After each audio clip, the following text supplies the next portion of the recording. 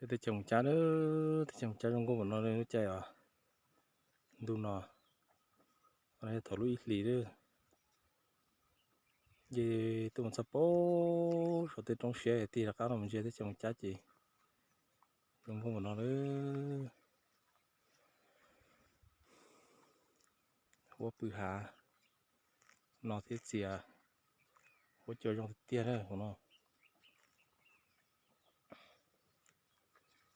thì chỉ tao tua thì tua nữa, tôi tới trồng cá, có sẽ tới tia. Nó bố sổ bắt chuột phá khảo nữa, bắt chuột phá khảo xe mà nó, xe số nó thì chỉ trâu chuyển đồ là nó xe nó nhiều lúc xa xa mà,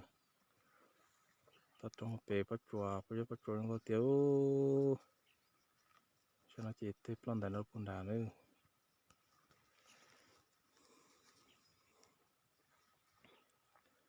nó tôi xây nhiều đấy không nào, xây gió tôi xây nhiều,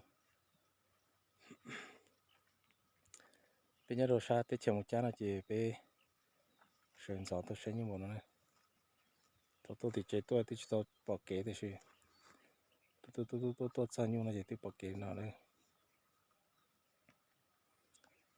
xa là nó xa nhiều mùa nữa. Lúc nung tại bố thì họ chỉ là tôi tại sao mỏ tôi là lúc chơi nào lúc nung tại sao mỏ tôi là